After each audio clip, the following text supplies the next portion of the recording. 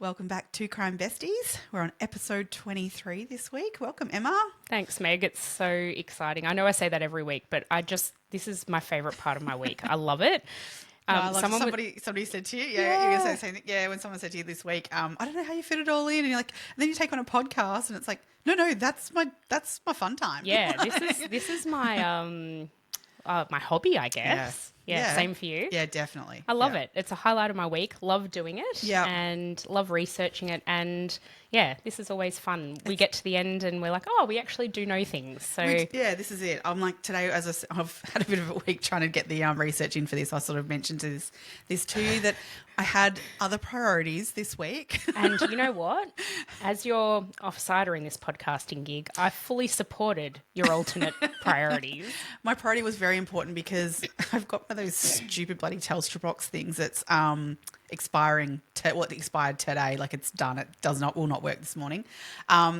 Which is the only device. I have another device to watch stuff through, but that was the only device I would be able to watch Real Housewives of Salt Lake City. Oh, now guys, if you're not into the Real Housewives franchise, what's wrong with you? Oh, well, firstly, yeah. But I was always a diehard Beverly Hills, diehard. Mm-hmm. And then one of our friends said to me, you have to watch Salt Lake City.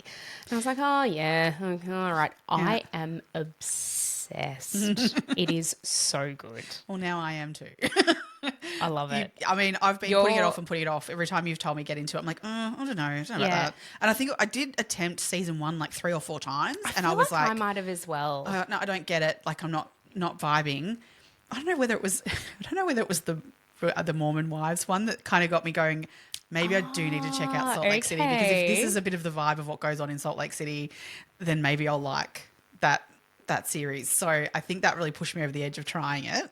So I think I pushed past season 1 and from season 2 it gets really good. So if you're time pressed, start at season 2 and you won't miss anything. No, absolutely. But then don't miss a thing from that point on. Yeah. So you're up to the start of season 5 now, aren't you? Yeah, I've watched all the way through, and like literally last night I finished season 4, and now my machine's dead, so I can't watch anymore until I can work out how to get whatever streaming service I can get season 5 on.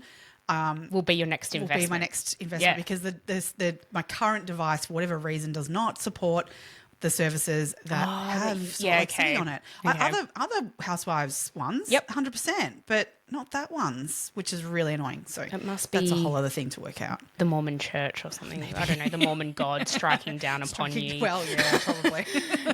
But yeah, so that's really distracted me this week from my typical time of researching for this stuff. I have been hell for leather watching Real Housewives. Well, you had a deadline. I understand deadlines. Yeah. So I'm glad you got it done. Well done. Hats off to you. And hats off to you for also being able to research in the process. Well, we'll see how we go. We'll see how much I let the team down today. I reckon you'll know more than you think you know, as we tend to do. This one was a really interesting one to research, wasn't it? There's so many different angles. So you guys will know from the episode title that we're talking about Aaron Hernandez today. Before we get into it, though, I do have a shout out for today. Yes. My shout out is to Sky. Now, Sky is... we don't know Sky in our personal lives. No. She has bought us a coffee. If you guys want to, actually, she's bought us 2 coffees, 1 each. So thank you, Sky. Thanks, Sky. She has sent us these beautiful emails and messages. She's commented on our episodes, and I think she might be a bit of a fan, and we really, really appreciate that. I mean, I feel like there's the obligation of people who have to listen to us, who we see every day, and we're like, oh, you listen to our podcast, and like, sure. Great episode. But it's like I feel like it's such a feather in our cap when somebody unknown to us listens to us on a regular basis. And we've had a few people reach out over the time to let us know that they're loving it. But thank you so much, Sky. Yes, thank you very much. Much appreciated. Yeah. All right. Are we ready to get into today's episode? I think it's going to be a long one, so I think we should probably get going. And we apologise now if we jump around a little bit, I guess. But the timeline on this is really complex. Yes. And we try and keep our episodes to, I don't know, an hour and a half-ish they've been lately. Originally we were going to do 20-minute episodes, Emma. So. I remember. As if we barely even get through chatting before we start in 20 minutes. But there is a lot of information about this case, as there are about most of the cases that we've done so far. So if you want more information about something that we've maybe only touched on, or you want more detail about something, you can go and do research. There is so much out there about this case. We will list some of our resources in our show notes, but literally, like, all we do is Google stuff and figure out the best way to find out what we're looking for. So if there's something in particular that you want to look into more, go right ahead, because otherwise I think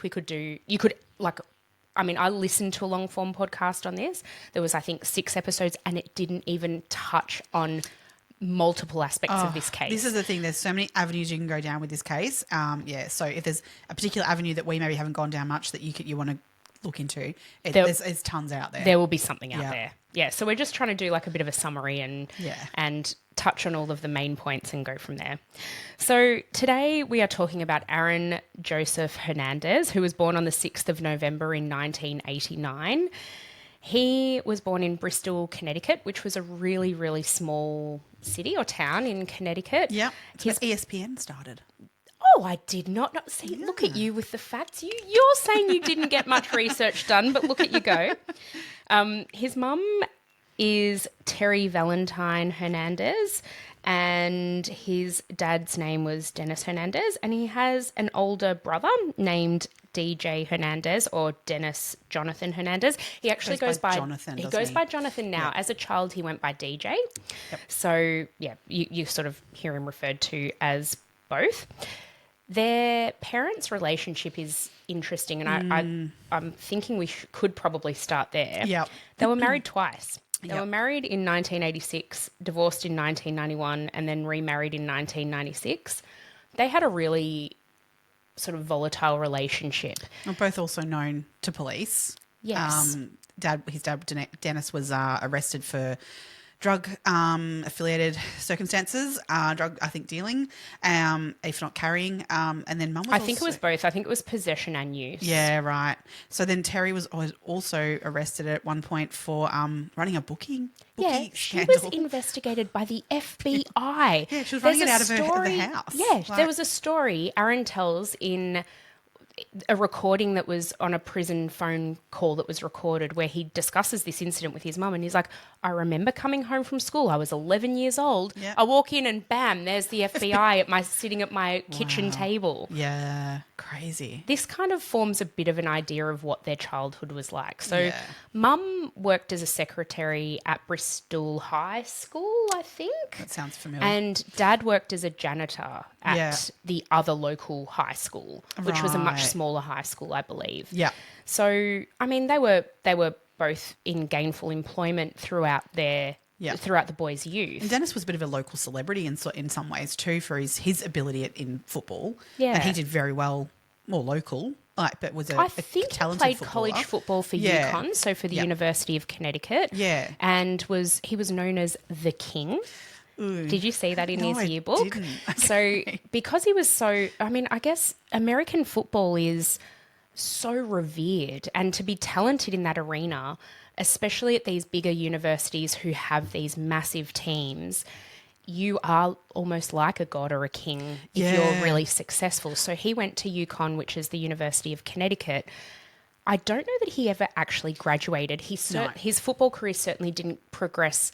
This is Dennis I'm talking about. His football career didn't progress beyond college football. And sort of as things went on, I believe his drug charge came around that time. I don't know if he was sort of removed from the university because of the drug charges. I'm not quite sure. No, but I couldn't find any more about that. Yeah, but it was around that time that he ended up taking this job as a janitor, and that's kind of the way his life went. And I think that wasn't the only incident of drug trafficking and possession that he had over time. That continued, but he was a very talented footballer, and obviously skills got passed on to his kids, and from all accounts he was very keen on his children becoming amazing footballers or amazing at any sport. I think he certainly encouraged football, but basketball was up there for both of them as well. Yeah, right.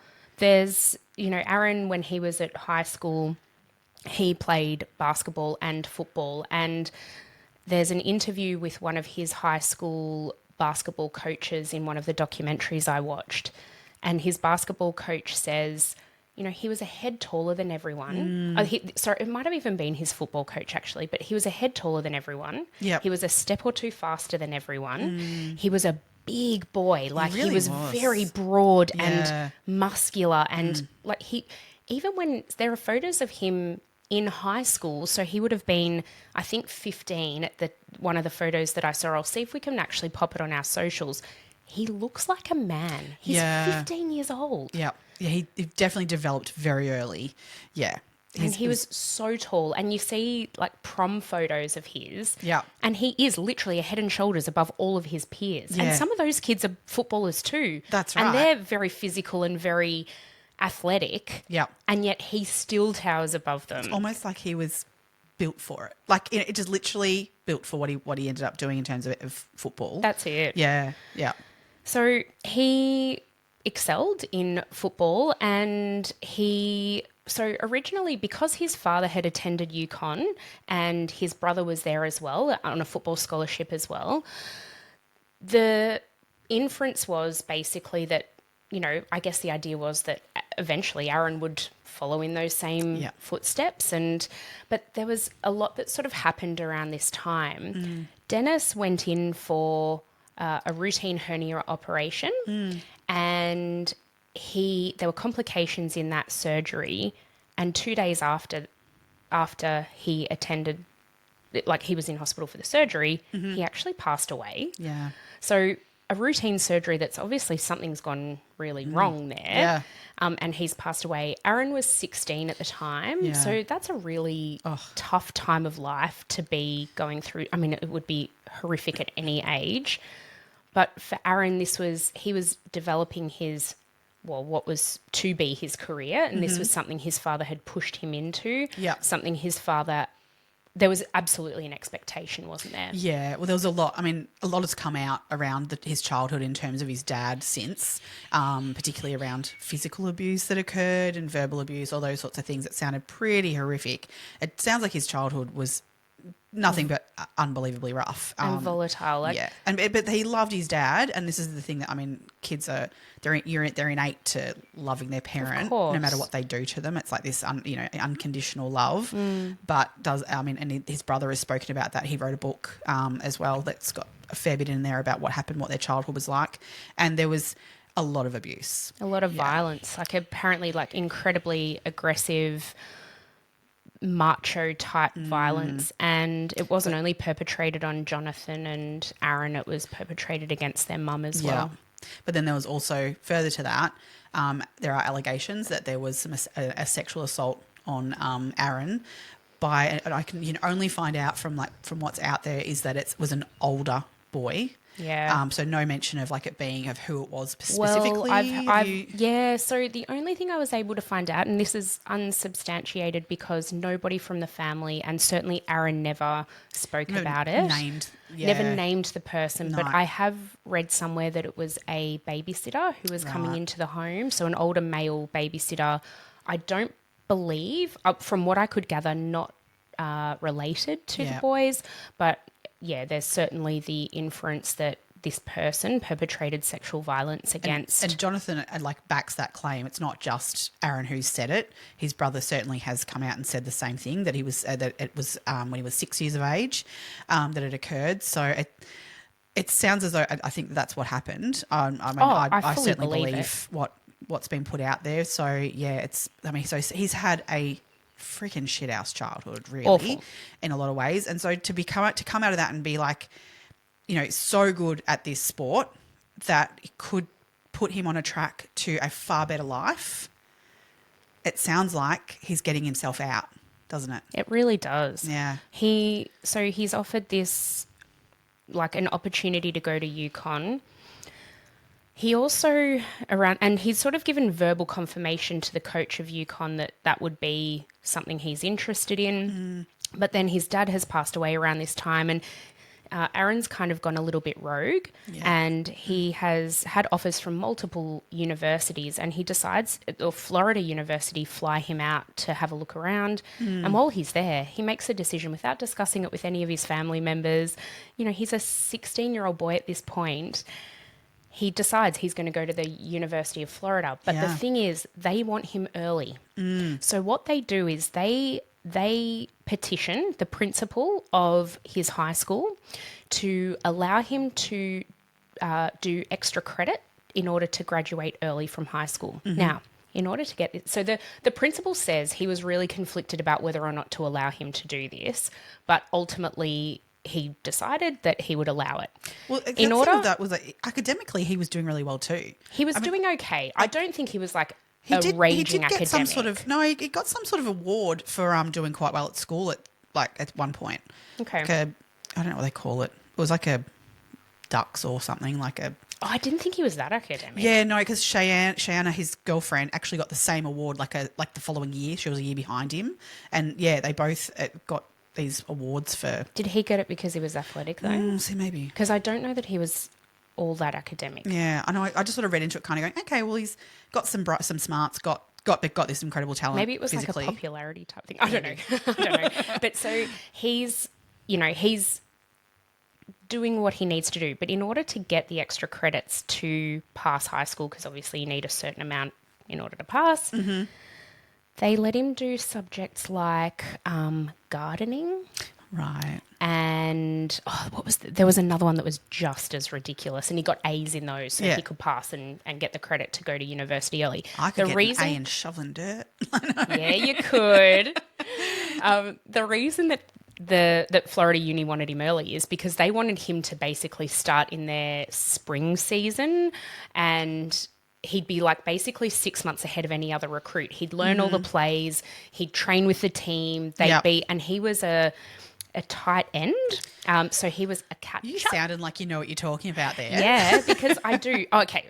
Oh. I got into tight ends. Can you repeat that? No, I'm not going to. You can clip that one out if you want to. I will be. Who else? Who is the most famous tight end you know? There's only one. Aaron Hernandez? No, dude. Oh Travis Kelce. Is Travis Kelce? Travis Kelce is a tight end. Okay, cool. Well, yeah, he is. Yeah, he is. Oh my God. We can't keep doing that. Oh, we could, but we can't. So Travis Kelce is the only other American footballer whose name I know. Well, there's one other that I know that also comes slightly into this story. Is Tom Brady. Tom Brady. Yes. Oh my God, he is gorgeous. Well, because he's more, I guess, our age bracket, maybe. Yeah, that's true. Yeah. Oh, yeah, absolutely. He's our age bracket. I mean, because when he married Bunchen and stuff, it was like so big deal. And so like, it's like, he's like, well, it's Kelce earlier. It really isn't. It's a repeat of that a little bit. Totally. Yeah. I mean, they're both dreamboats. Yeah, but it's all I know about football in America is... Yeah, actually, you know what? They were hard same.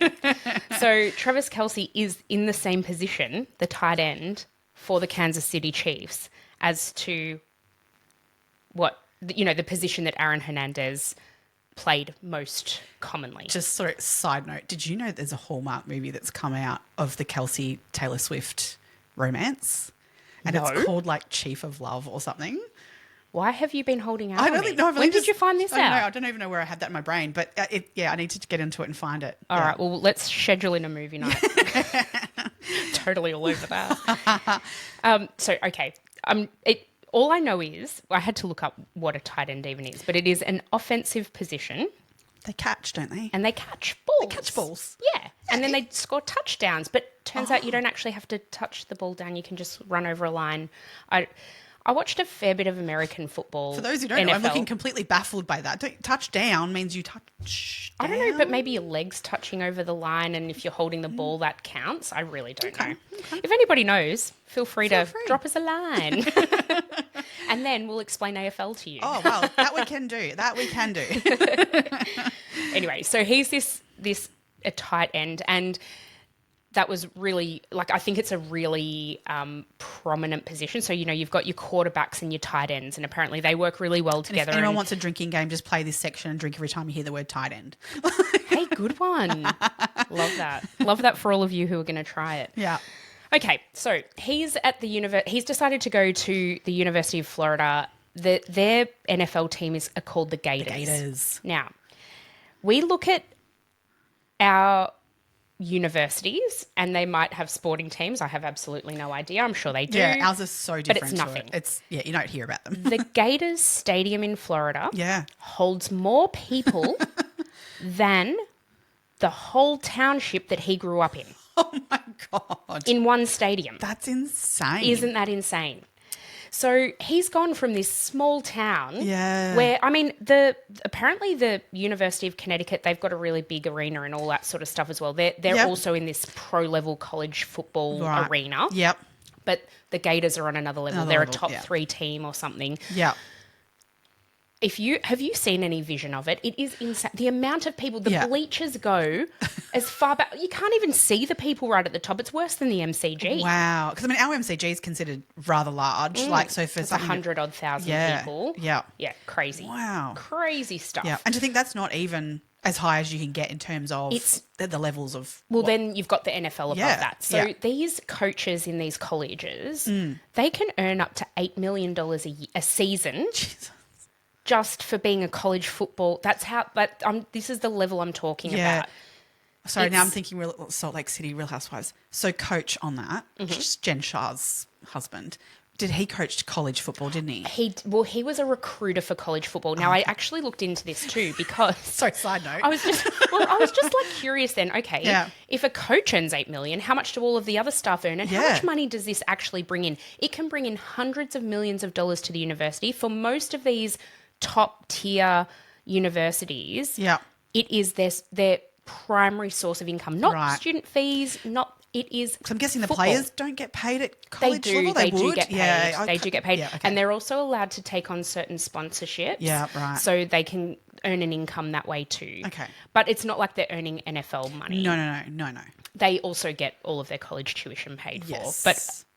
Again, they're passing. They've got to meet college. certain other criteria, I'm guessing, too, like to. Oh yeah, but they can do whatever they want. Pretty much. They get celebrity status. Exactly. Yeah. They just get ticked off and get A's and. Oh, don't even get me started. That's a whole other avenue we can go down as well. We probably can't today. Not today, but that is really problematic. Yeah. We've actually talked about doing an episode on like the college admissions scandals in the US. We might do that down the track somewhere. Yeah.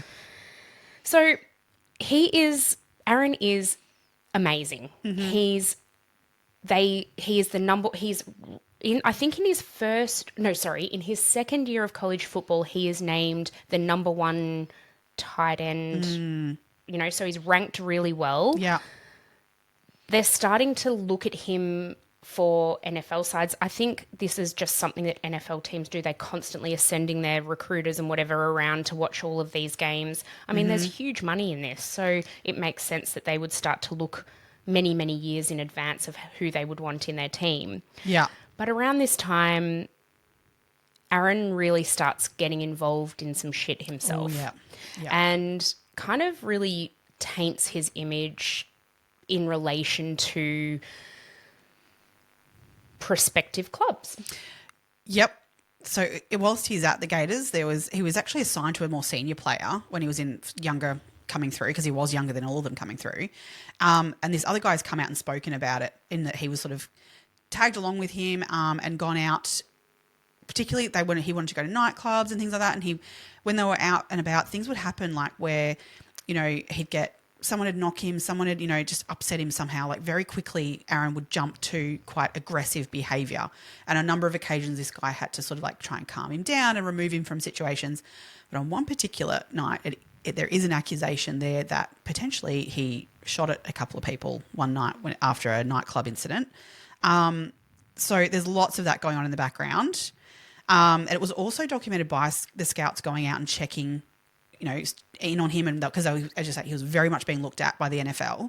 There was one report that came out saying that the notes on it were self-esteem quite low, not well adjusted, emotionally, not well adjusted emotionally, not happy, moods unpredictable, not stable, doesn't take much to set him off. So these were really damning kind of reports. I saw that report. Yeah. And what I found interesting was, I mean, obviously all of his athletic abilities, which are in the same report, were like 10 plus off the chart. Yeah. And then they've got his, so his personality and attitude and there was a demeanor. He actually did a personality test at one stage again by the NFL. They go this far, like, which I'm impressed with. I was impressed finding out all of that of how they really do. They do look background at checks these. and Absolutely. everything. And this personality test that he did, it came out. He scored a 1 for social maturity. Oh, that's interesting. Yeah. So, I mean, it says there's a so many lot. red flags there. And so, so it was very interesting to see that that's what they were looking at. But then they still, like, I think they've still obviously weighted his athletic ability way and above. No, they didn't. Well, but Because they all said no. They all said no until they got to the 4th round. No, so what happened there was, the Patriots are really well known apparently for taking on players that have had trouble, and they seem to have a system that kind of works to get these players back on track. So Aaron Hernandez was aware of this, and so he wrote a letter to the Patriots saying, I take accountability for all my actions. I understand this is a big risk for you to take on me, and I'm going to do this. And if I do step out of line, you can take back this money and that money. And like this letter was very detailed. This is where I sort of kind of was getting with that little bit of, he has some intelligence. His manager wrote the letter. Oh, now freaking Sorry. Sorry.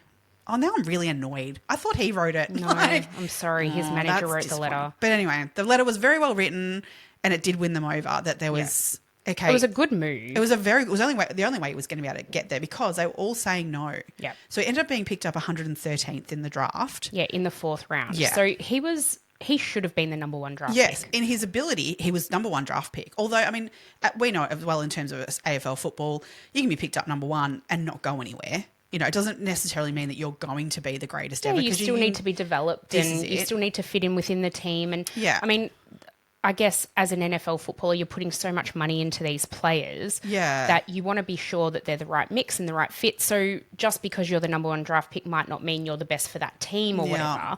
But I mean, the fact that his ability was that of somebody who could have been a number 1 and he was number 113. I mean, as I was saying, they've looked into his background as well. They would have known that his parents had convictions. Yeah. They would have known that he had a drug history and that he'd had...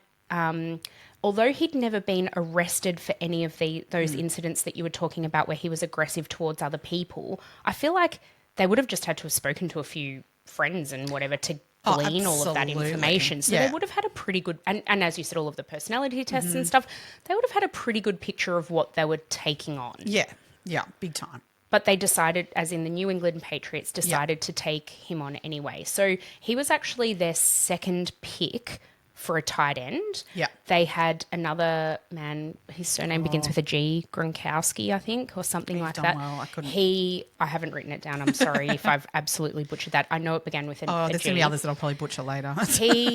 He was their number 1, but, you know, and then therefore he actually started number 1 once they started playing. He was their go-to tight end. Yeah, quick, yeah. Very fast. But then he got injured. And Aaron started playing a little bit more time, and then he just took off. His ability outshone any of the other shit that was going on. He got all these. He was number 1 rookie on pretty much everything, anything. Like for rookies in terms of, you know, since records were being made of what a tight end rookie can achieve, he achieved the top. He was basically he was picked up in 2010.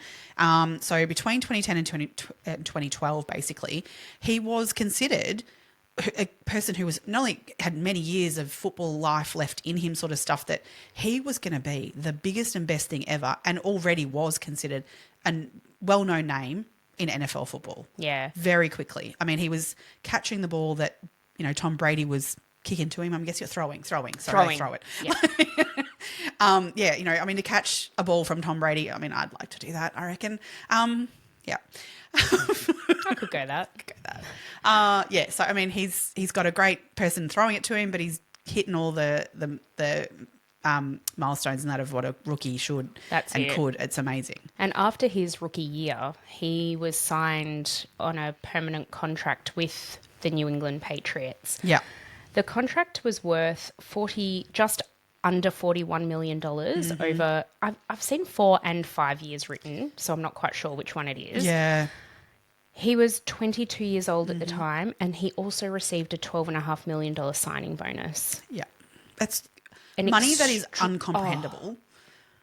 It's an extraordinary amount of money for a 22-year-old to be taking on. He had a manager who I think he put a lot of faith and trust in. His manager's name was Brian Murphy. Yeah. And I think Brian had been with him from like his college days. Yeah. And had really gotten him, like he'd written this letter and he'd really, helped Aaron get to where he was. Yeah. But he also says that he had his reservations, and I think you had to, by the sounds of things. But the thing is, Brian Murphy had a fiscal interest in what was happening with Aaron. So I don't know whether his intentions were 100% pure, and he really did have Aaron's best interest at heart. He certainly wants his 10% cut, or probably 20% cut that he was going to make. I mean, if anyone would. Yeah. I mean, that's enough for a lifetime too. So, I mean, if he's going to stuff up, he's going to lose all that. Yeah. Yeah. But I mean, obviously what those behaviours were that we were starting to see back in Florida certainly carried over with him once he went to the Patriots. He just seemed to seek out bad behaviour and bad associates. He was drawn to it. Very much drawn to it. One of his colleagues on the team was quoted as saying that he got to know Aaron really quite well, really, when he first arrived, and that they were standing at their lockers and whatever and chatting, getting to know each other, and decided to exchange phone numbers. And when he did that with Aaron, Aaron said to him, "If you ever need me, ever anything, mate, you let me know. But if you fuck me over, I will kill you." Oh. So that kind of, for this guy, was like, what the hell? What just happened? Like, it really threw him as to who this guy was. Have you heard of this thing that they called the Patriot Way? No. They explained this in one of the podcasts I was listening to, and I think you were kind of alluding to it before, that the Patriots take on these certain types of players who, may have a troubled past or may have some difficulties in their lives, and they put them through this, essentially like a course, boot camp, like a boot camp. Yes. Yep. And so everything they do, like their motto then is like, we do it the Patriot way. And I've read that, what you were just talking about then with that teammate, and he says in that, he's like, well, that wasn't the Patriot way. That's not the attitude we had. So it actually went against our core team beliefs. And Aaron was always like that. Yeah. He'd say what he had to say to the coach and to the owner of who he had very charismatic, shall we say? Hey, there's that word again. Yeah. Because, I mean, the coach of the Patriots, now this is another name that, we've fully admitted we don't know much about NFL, but the name Belichick, I've heard that name mentioned, and I didn't really know why I knew that name until we sort of got into it and went, oh, he's clearly like a coach that had ability to coach players who had come from troubled pasts or whatever. So this Belichick was the coach, and he was on Aaron's case, certainly, and very much was trying to get Aaron back on track and focusing on the game. But it just didn't seem to hold water for anyone to be able to do that. I feel like Aaron respected him as a coach, but he did things for him. And that half of his brain. That's it. That's what I'm saying. Like, outside of football, though, did he have a split personality? We'll get into that. So Aaron's girlfriend and /fiance was Cheyenne Jenkins. They met in, I think, primary school and dated during high school. They split up while Aaron was at the University of Florida, and they sort of reconnected once he'd been drafted in the NFL. Yeah, they're sort of on and off a bit. Yeah. But they obviously got back together at some point, during his early NFL career, and bought a house together.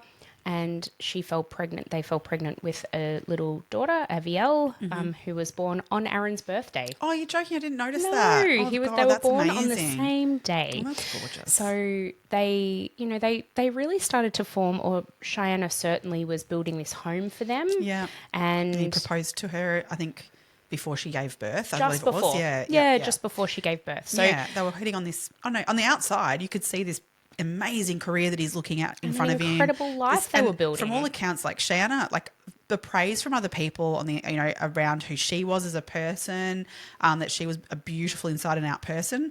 He's got this beautiful baby. They're going to get married.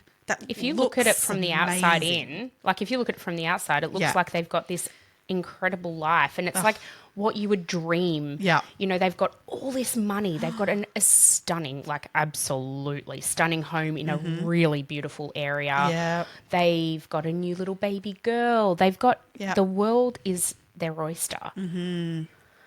But during this time, unfortunately, so Cheyenne's sister, Shania, thank you. Cheyenne. I can't imagine being mum trying to yell those names out when you're telling them off when they were kids. I'm bad enough. Yeah. I've got Lucas and my nephew's name is Louis. Yeah. I get them tongue-tied yelling out to them. Like, that's bad enough, and one's my nephew. Yeah.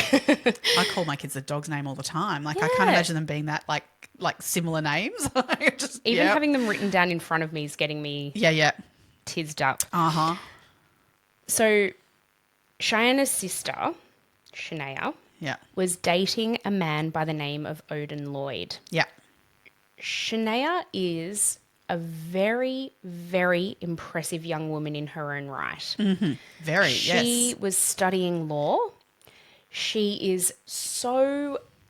does a lot of she was already now, I think things have changed a lot for her, but she was doing pro bono work. She's really into her community service and really trying to better her town and the people around her. And she was a very very caring and giving person. Mm-hmm. And she was in a relationship with a man named Odin Lloyd. He was born on the 14th of November in 1985, and he was a semi-professional NFL player for the Boston Bandits. Yeah, so he was a very talented footballer as well.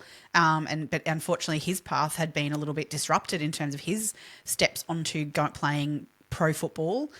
So he had gone through all the ranks similar to Aaron, gone into college and playing very good quality college football.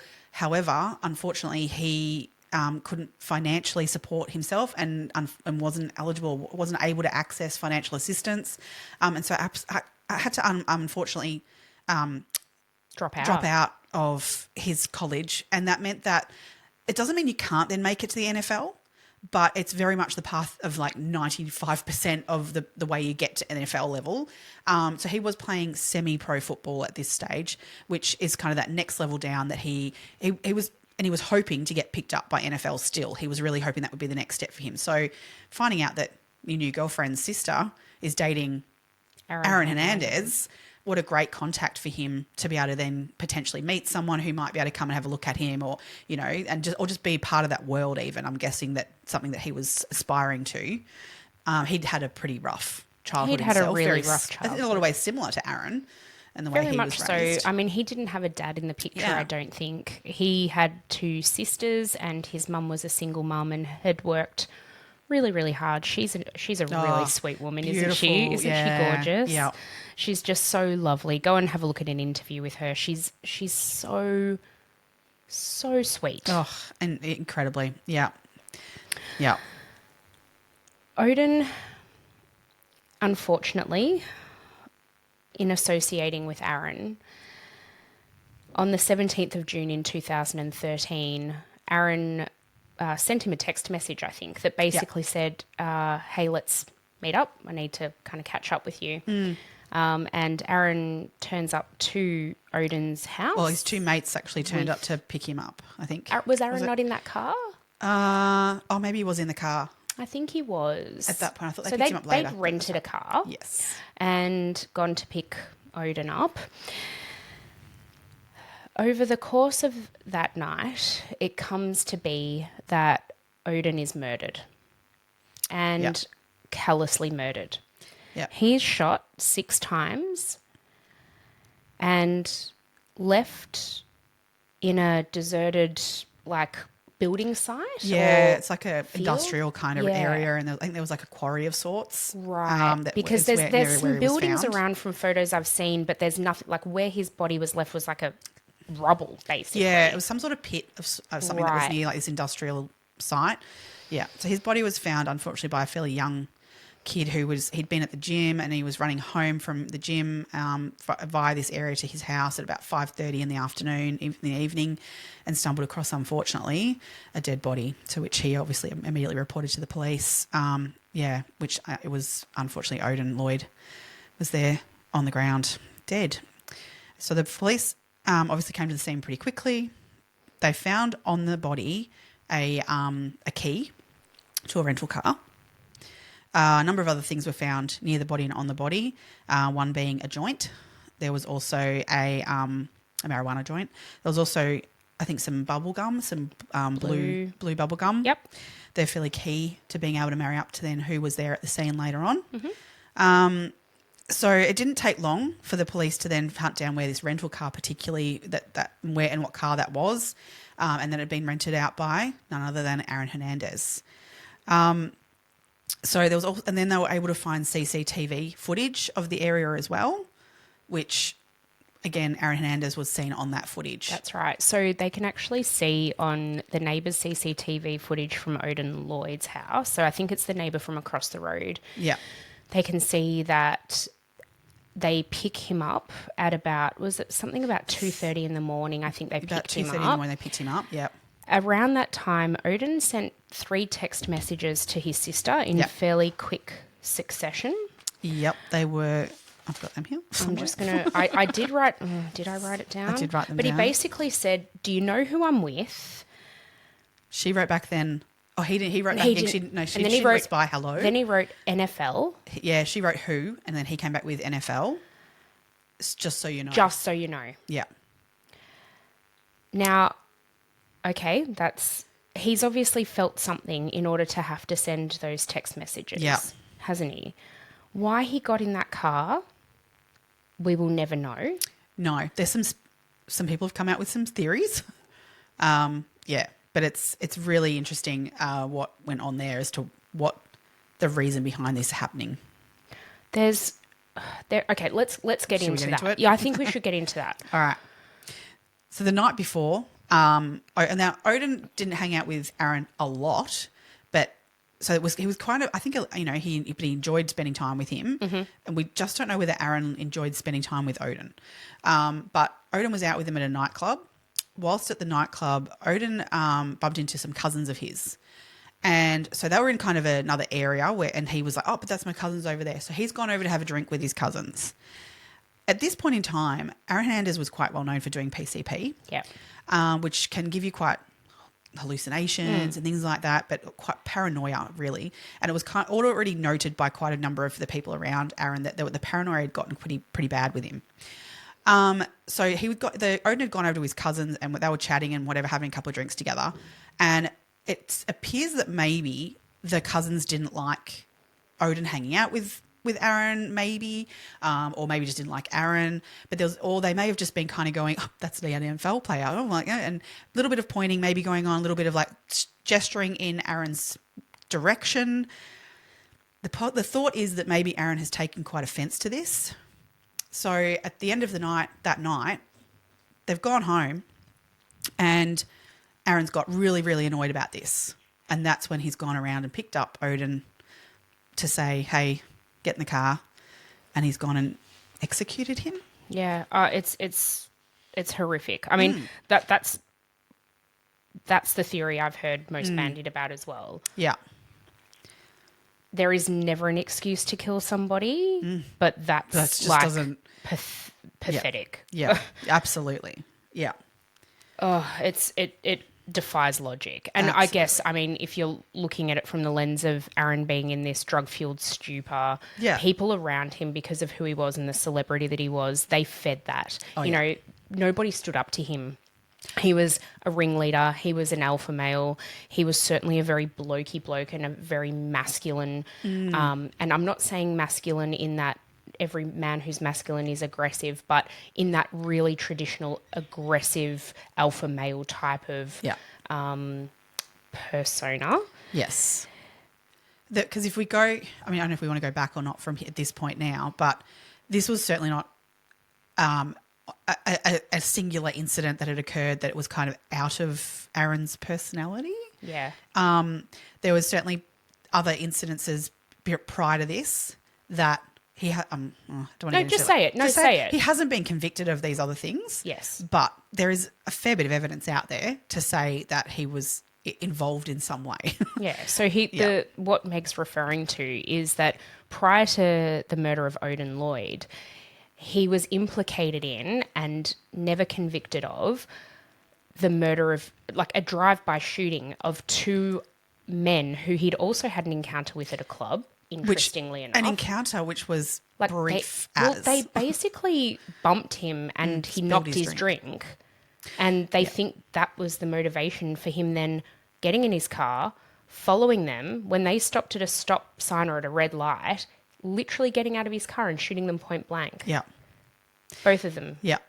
So, and with him that night, when that occurred, is another man named of the name of Alexander Bradley.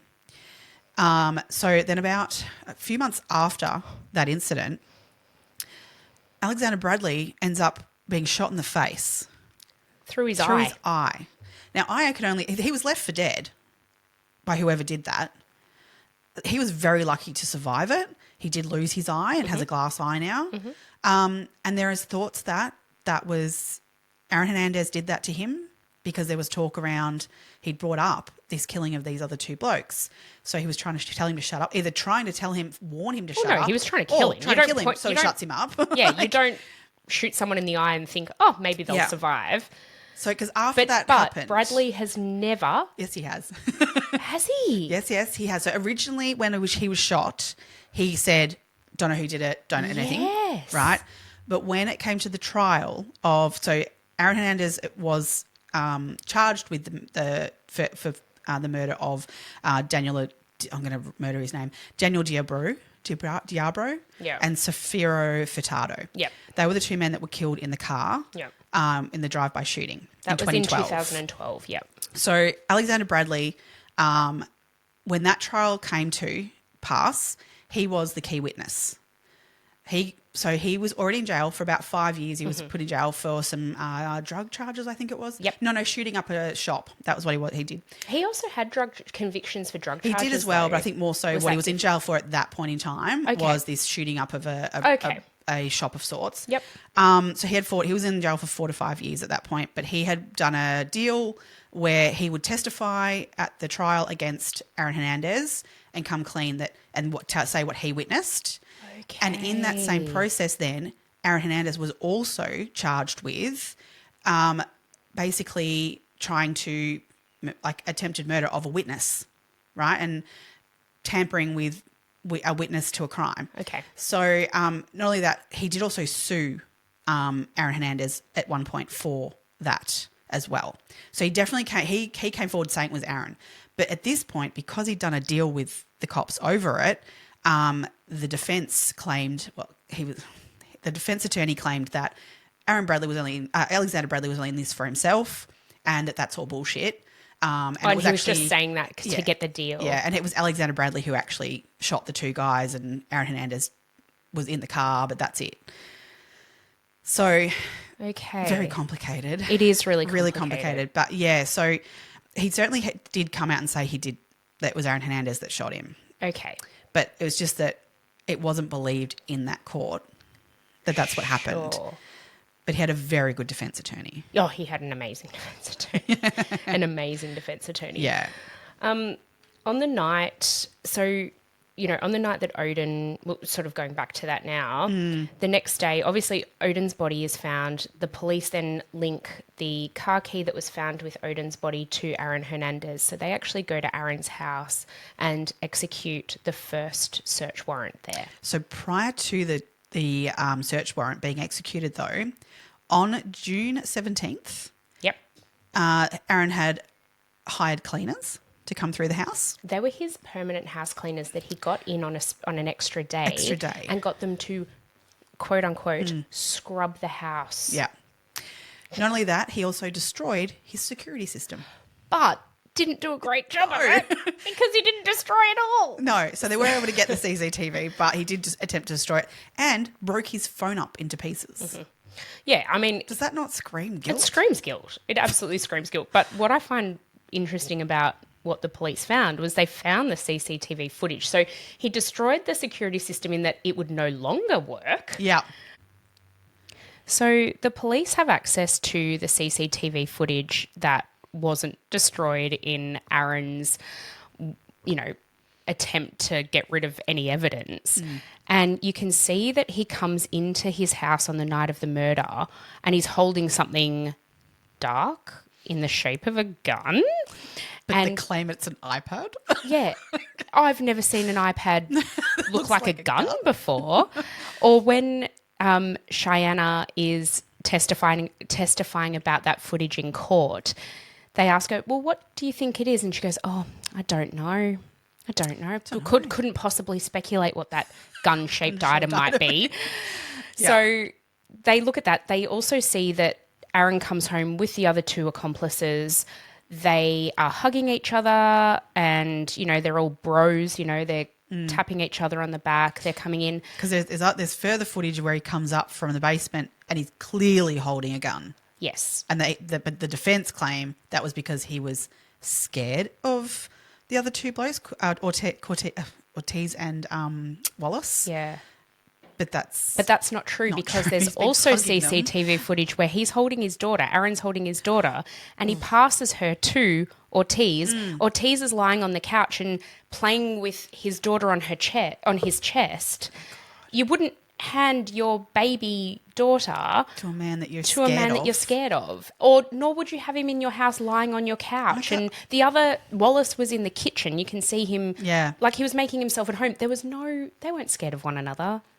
They were good friends. It just does like totally unsettle me, the whole idea even of the three of them have been out doing their murdering and now they've come home to play with a baby. And they're bros. You know, it's horrible. It's a whole nother world. It is a whole nother world. Aaron behaves like he's untouchable. And you know what? He actually has been getting away with stuff right from his high school days. When he was showing promise as a high school footballer, so this is pre-college, a friend of his, he and a friend were both caught smoking marijuana. His friend was the only one to receive consequences because if Aaron had have received consequences, he wouldn't have been allowed to play for a certain number of games and they needed him to win. So they turned a blind eye. The same thing happened in college. He had these drug charges. He had other things going against him and everyone turned a blind eye. He got suspended briefly, but that's about it. But he was still allowed to play football, I'm pretty sure. Yeah. So and then he's at the New England Patriots and, you know, everyone says there must have been some kind of split personality type thing going on because he was great with his teammates' kids and he was really part of the team and really personable and, you know, he goes out and talks to school kids and, you know, he's trying to be a role model. And he even says in an interview that there aren't many Hispanic athletes in American football. And so he, as a Hispanic, because his dad is Puerto Rican, he wants to be that for children. He wants to be a Hispanic role model, and yet you're going out and doing this shit. Stop it. God, yeah. Don't say one thing and act in another way because it's not okay. That's where I wonder if he actually, I don't know. I mean, we can get into that, where his brain was at and what was going on there. Because to me, there is definitely two sides to him. And whether he was compartmentalising them in some way of, you know, that who he was in front of his football fans and all that sort of stuff and in his, you know, day-to-day life and then who he was at night sort of stuff was so different. Yeah. Oh, just unbelievable. I mean, again, because on that whole front of him, his daughter and everything, he was obsessed with his daughter. He was so, this is changing his life and he was so into being a dad and just couldn't wait to get home to her. Sometimes. That's so beautiful to hear, but sometimes couldn't wait to get home to her. Yeah. He had another apartment. So this was known about by the New England Patriots business manager, who also assisted many of the players in their personal finance. So I don't know whether this was something that the New England Patriots were paying for or whether this was more on a personal level for Aaron.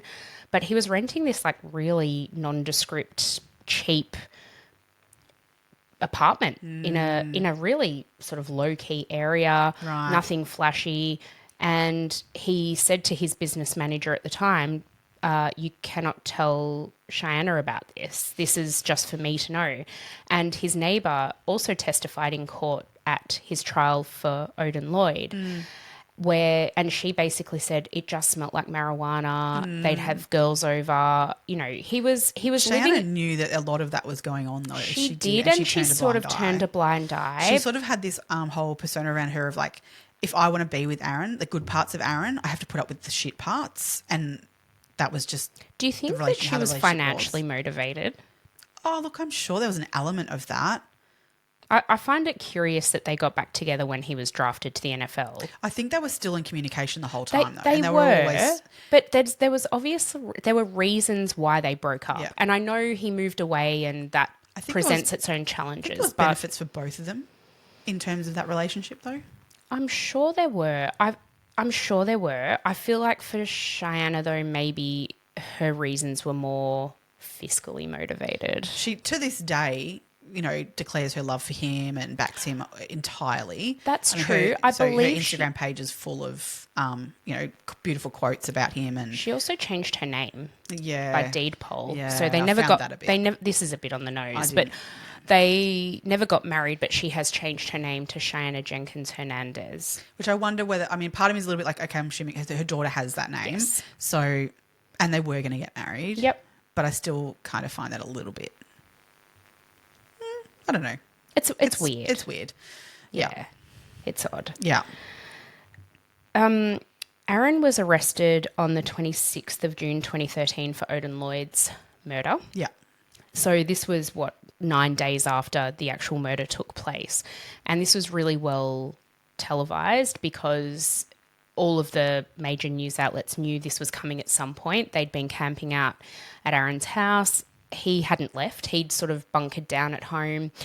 And there's a really iconic image of him. So the police come to his front door and he's just wearing red shorts, no top. Mm-hmm. The police then enter his house and about half an hour later they exit with Aaron in handcuffs with a white T-shirt over the top of him. So his arms are bound behind his back in handcuffs and then a T-shirt's been put over him. So you can imagine his arms aren't through the holes of the T-shirt. Yeah. Looks very straitjacket-ish. Very much so. Yeah. This is since known on social media as Hernandezing. And if you type in #Hernandezing into TikTok, you know I did it. Oh, God. People are copying that. Like there are Halloween costumes of people like this.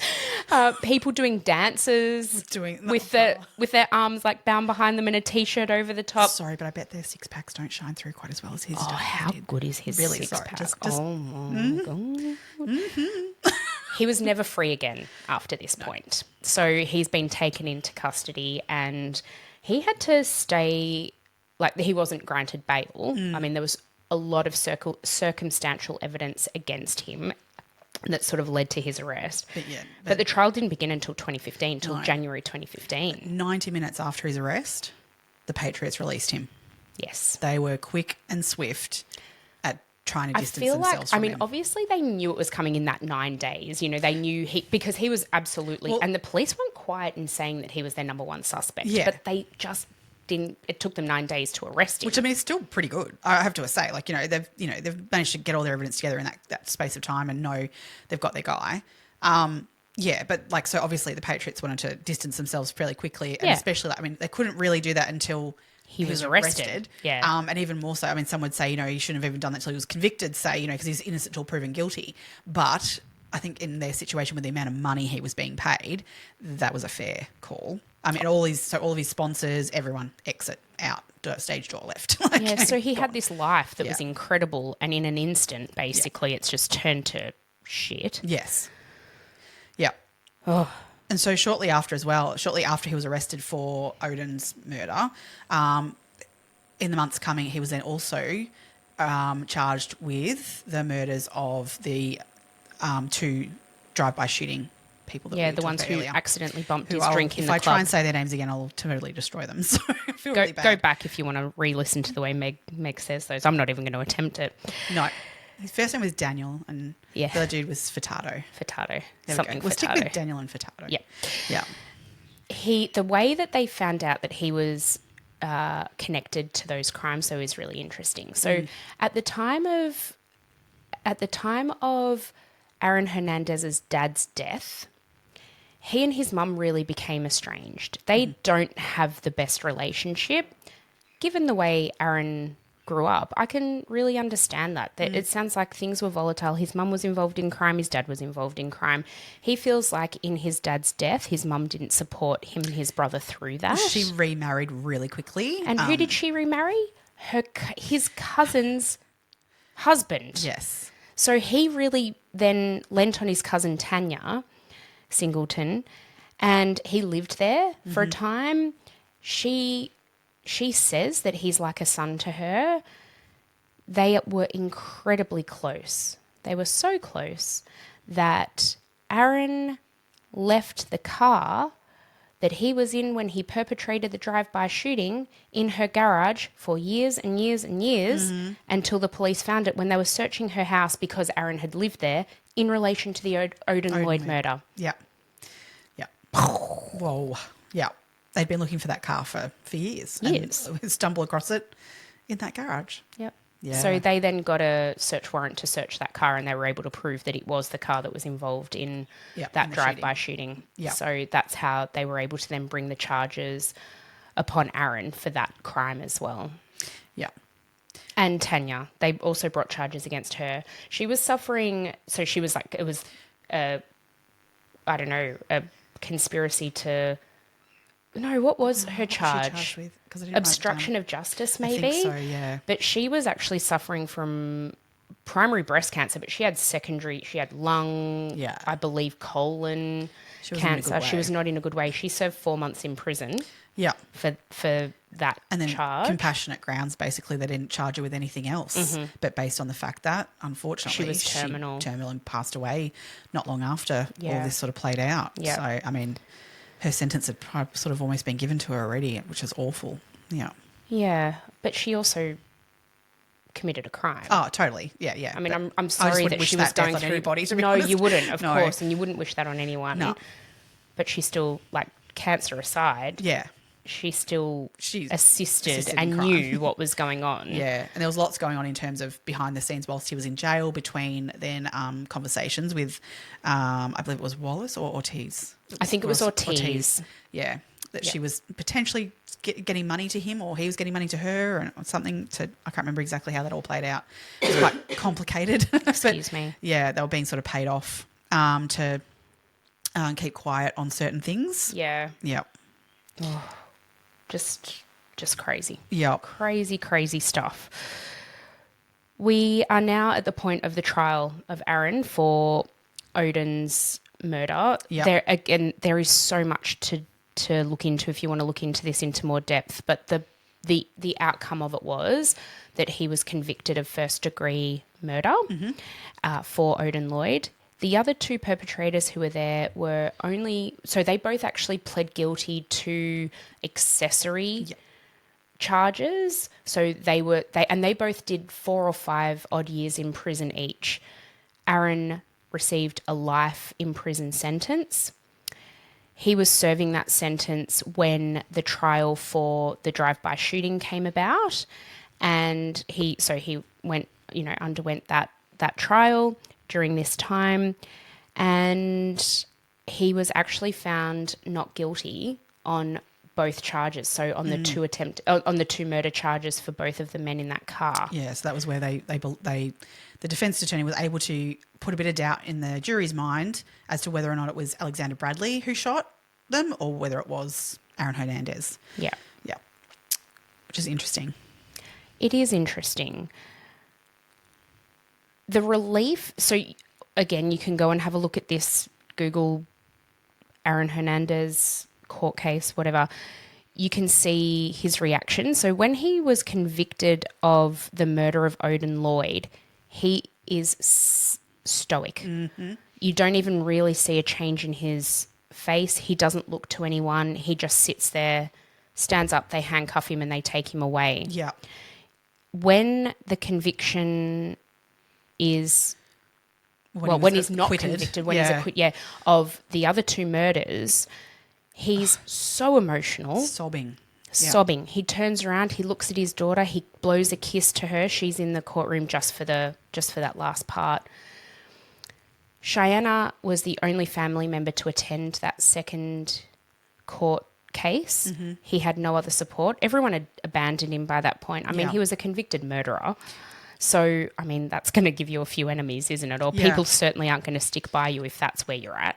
Yeah, well, even Cheyenne for, backing Hernandez in that way, she lost her sister too. So they were quite estranged. There's very little communication between them since that point. Yeah. I think Cheyenne also had a perjury charge brought against her for that first trial against in relation to Odin Lloyd because she was obstructive in not remembering things and whatever. That ended up being thrown out. But Yeah. I think that was probably more to put some pressure on Aaron's side of things to... Yeah, well, she was pretty much granted immunity in terms of things as well because of that, because she Yeah. did testify, but she certainly didn't testify against Aaron. She was very... She forgot a lot of things. Forgot a lot of stuff. Yeah. Yeah, like where she put a box with potentially a gun in it. Yeah, there's again CCTV footage of her basically with this giant black plastic garbage bag with something heavy and box-like inside it that Aaron had asked her to get rid of. Yeah, there was a text message which was fairly code written around removing that box. You know, how you broke the TV sitting near there. Make sure you get rid of that. Yeah. And so she does, but she can't remember where. She thinks she put it in a dumpster, but she can't remember where the dumpster is. Yeah. And she drove her sister's car there, although she'd never driven her sister's car before, and she had access to all of their cars. Yeah. It was all very interesting. So, There's an interview. Sorry. Shania, her sister, who was Odin Lloyd's girlfriend. So she actually, when this all went down, and obviously didn't know it was Aaron who had killed him, and he certainly wasn't, being looked at first. She went and stayed at Aaron Hernandez's house with her sister, and Aaron Hernandez was really, really supportive of her doing the whole we're going to find out who killed him and we're going to help you and all that sort of thing. I just find that really off, making out as if he didn't have anything to do with it. I just found that really he's unsettling. just as upset and he wants justice. Yeah, Well, yeah. justice was ultimately served, I suppose. Oh, yeah. 2 days after his the second trial, he was acquitted of those two murders. He's in prison, still serving out the life sentence for Odin Lloyd, and he is found hanged in his cell. Yep. He had created a noose essentially out of bed sheets and tied himself to the bars of a window. And they said he would have had to have really wanted to do this because he would have had to have gone against all of his instincts to stand up, because he could have stood up, but he's had to basically bend his knees. What he did was he put soap and shampoo all over the floor, and they say potentially two reasons for that.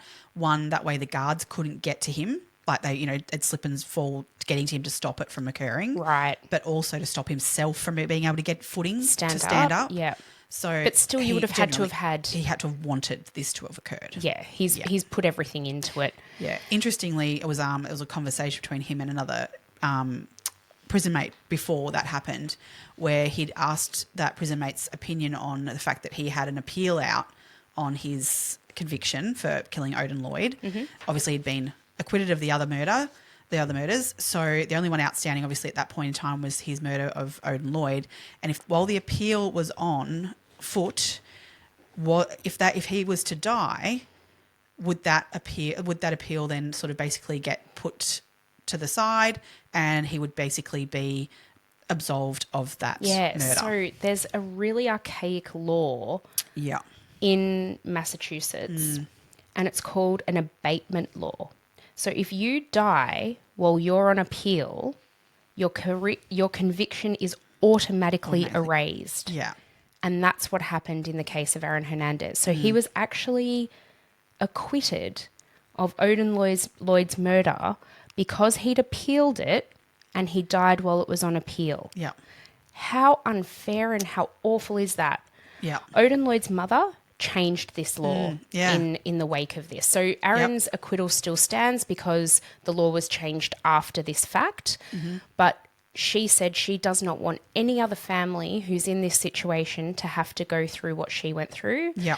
And, you know, the judicial system decided that, yes, this was an archaic law and it was not something that was any longer appropriate in today's society. So that was overturned. So if anything, that's a legacy that Odin Lloyd's mother was able to leave in tribute to her son. What a weird law. Oh, I know. I found that really interesting because at an appeal stage, you have all the facts. Yeah. It's basically now a judge just deciding whether or not it was done correctly.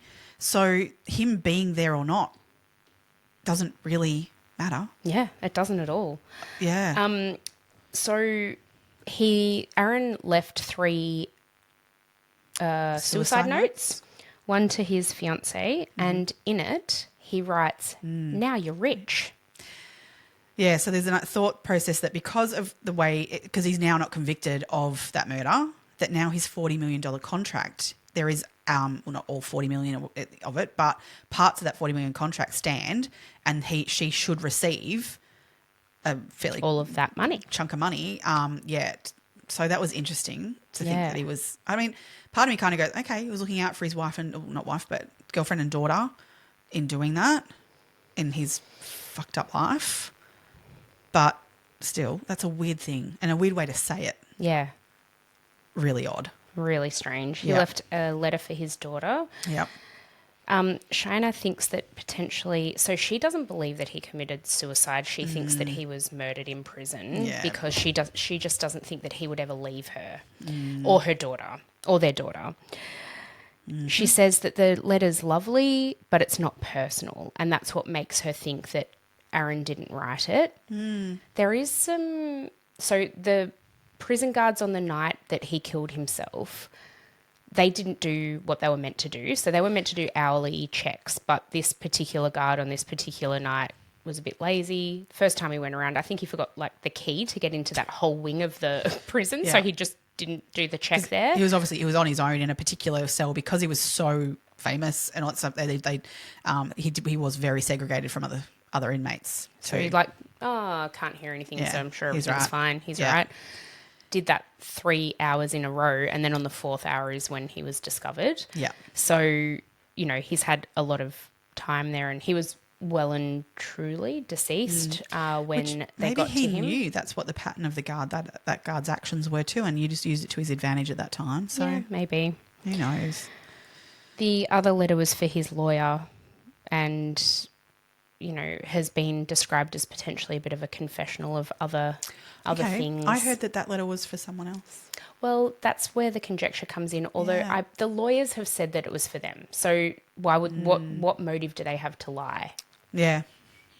Because if they thought it was for someone else, we haven't even gotten into this side of things. There's a whole... So let's just really, really quickly talk about this side of things. Aaron had sexual relationships with men from a fairly young age. Yeah. Whether he was bisexual or homosexual and living a life that he thought he should be living with Cheyenne, we don't know. Well, yeah. And I heard it, and I find this really sad, that he believed that he'd been made into being gay because of he was sexually abused as a child, which I just find that really unsettles me. Like that, well, that he grew up in a household that homosexuality, his dad was absolutely adamant that was not okay, which is awful. But to think that that's what turns you gay, and there's proof that that's not what makes you gay. No. And so I really do question his idea of what being gay is, and I think he's got a whole lot of issues in terms of his thinking around what gay is and how you become gay. That's not how you become gay, and there's nothing wrong with it. But yeah, he lived a life of not really knowing who he really was, I think, and really misunderstood himself in that sense. For sure. But to his credit, he sought out some professional help with an NFL psychologist around this matter and confessed to the psychologist that he had sexual feelings towards men. Yeah. And the psychologist said at the time, you're not the first person, you're not the second person, you're not the third person in NFL to tell me that. There are countless other men, none of whom had come out at the time as being gay and being in the NFL, sorry. But they were there. Yeah. Of course they were. gay people represent a percentage of any population. It doesn't matter whether you're an NFL footballer or you're a ballet dancer or you're a teacher or you're a, I don't know, whatever, a gardener. It doesn't matter. No. But in that hyper masculine environment, it was, I don't know, nobody came out. Yeah. Well, I mean, it's still fairly low. I think, I know from AFL perspective, it's not, they representative don't come out. They're not of the representative of the population. Yeah, it doesn't. And it's so wrong. I mean, I hope that men are starting to feel like they can come forward in no matter what they do for a living. Yeah. That could be your life. And there should be no shame on that. No. Whatsoever. Yeah, the stigma needs to fuck right off. Oh, God, yeah. After Aaron's death, his mum and brother agreed to donate his brain to, I think it was the Boston University. They have a brain science unit there, and they they were sort of studying brains, initially looking at Alzheimer's, and they found that in brains of people who had suffered multiple concussions or head traumas over their life, they discovered what they call chronic traumatic encephalopathy, CTE for short. And this is a neurodegenerative disease that is linked to repeated head trauma, basically. Yeah. It's diagnosed after death at the moment via dissection of the brain. So it's not something at the moment that can be diagnosed. I wanted to ask you that. In life. Yeah, because they are trying towards it, are they? Yeah, that's why they've got these very, very clever people trying to figure out a way of how to diagnose during life. Yeah. In Aaron's case, he had very advanced disease. At 27 years of age, he had the most advanced disease they had seen in somebody of that age. Yeah. Of anyone they'd seen, let alone someone of that age. Because he'd only at that stage, I mean, we're talking, say just thinking about his life as NFL and saying that's where he's received those concussions. I mean, he's been playing NFL a long, long time. Not NFL necessarily, but playing football for a very long time. But he'd only played like 3 seasons for the NFL. I mean, he'd been playing football his pretty much entire whole life. But I don't know how many concussions he'd actually received or noted. Did you find that? This is the thing. He'd received 1 noted concussion in high school. Yep. 1 during university. Yeah. And then once they get to NFL, they don't really record them. What? But there's a culture that if you get knocked out, you get back up again and you keep going. Oh. And what we know now is that is the literal worst thing that you can do. I was the trainer for my son's AFL junior football team. Yep. And there is a rule now that is brought out by, it's an AFL-wide rule. Yep. So it's whether you play AFL professionally or at the grassroots level like our little kids do. If you receive a head knock and a concussion, you have to sit out from football for 21 days. Yep. And there's a whole concussion protocol that goes along with that. And then honestly, as a parent, you need to make the decision as to whether or not you want your child continuing down that path. Yeah. Knowing what we know now, and we're definitely at the very infant stages Yeah. of knowing what this is going to potentially cause in the future. But there are AFL footballers who receive a concussion. I mean, I know there's a Melbourne football player who has retired this year because he received such a bad concussion that he said his brain health is not worth it. Yep. He has to quit. Yeah. There's no option. And there's a lot of ex-players that have come forward as well, with similar things. There are players who, there are men who are in their 50s and 60s who can't drive a car anymore, who don't know where they've left their car keys, who have no executive functioning because of these repeated traumas. Yeah. In Aaron's case, it's affected his frontal lobe, which is involved in decision making, impulse control, all that executive functioning, and your propensity to be violent. Absolutely, yeah. And that's so and scary. I'm not saying that everybody with CTE, in fact, most people with CTE then don't go on to perpetrate murder. No. But Aaron's obviously had a history of really poor behaviours that have then escalated to this point, probably somewhat accelerated by his CTE. And you've got to wonder when this started to occur for him. I mean, we talked about much earlier in this about his dad's abuse and that was physical. So, I mean, he could have been getting concussions as early in life, as first off in his first few years of life. So, I mean, I dare say with how the brain works that if this has happened earlier in life, potentially it's had even more impact than happening later in life too, because of that executive functioning being damaged, along the way. So, yeah, at a point there's got to be intervention for these things. I'm hoping that they're moving really close towards being able to, do brain scans in life and pick these things up earlier. Because I guess for in Aaron's situation, I wonder whether as a younger person, in say starting college, they do a brain scan to see what's going on. If they intervene, and kind of is there treatment? Is there something you can do? Well, there's no treatment at the moment, but will there be at some point? We don't know. But potentially enough intervention to have someone not murdered. Yeah, but it still requires the person, or if it's a child, the person's parents, to make a really tough decision. So you actually have to decide that maybe your child who is passionate about playing a sport, like, okay, Aaron's received this. He received a really significant concussion in high school.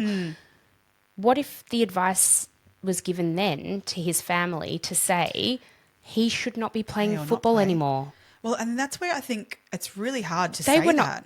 But that's a really, really tough decision to make. But at the end of the day, that's your child's brain health. Yeah.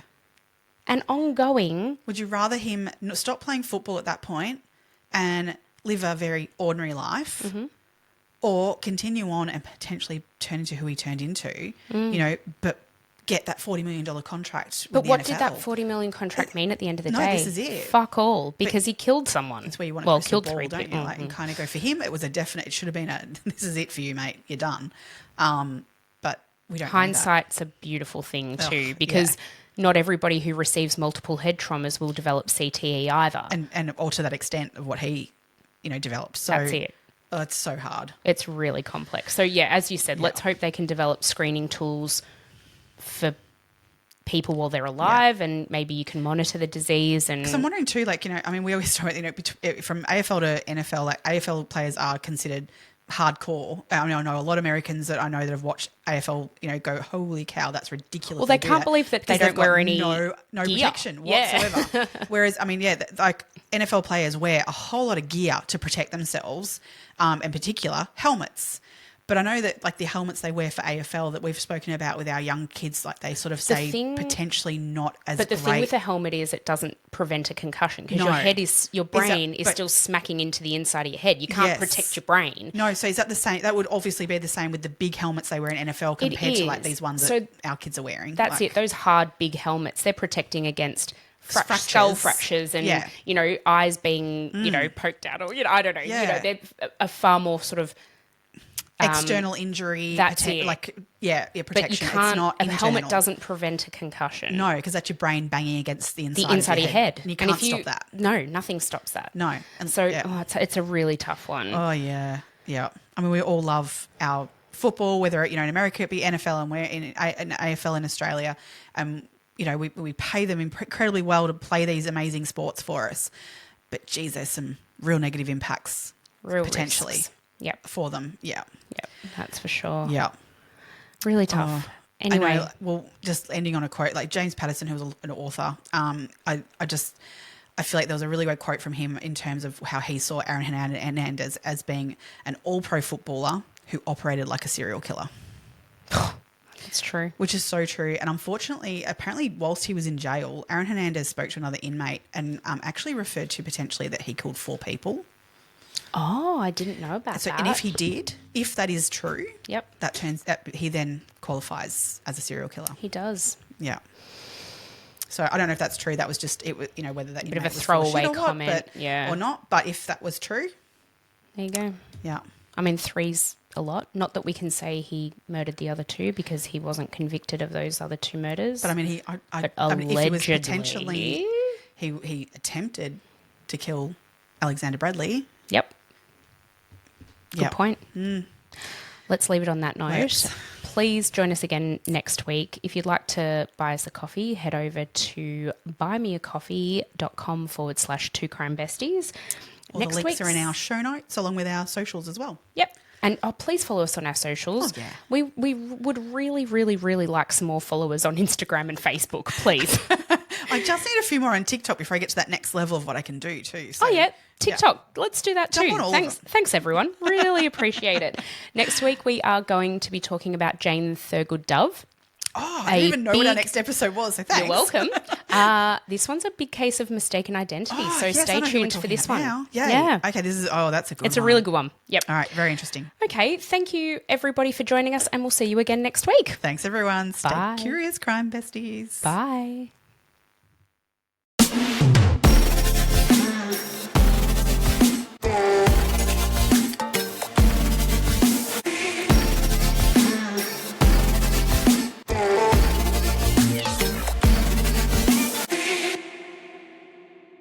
He'd train with the team. And he was a tight end. So he was a catcher. You sounded like you know what you're talking about there. Yeah, because I do. Oh, okay.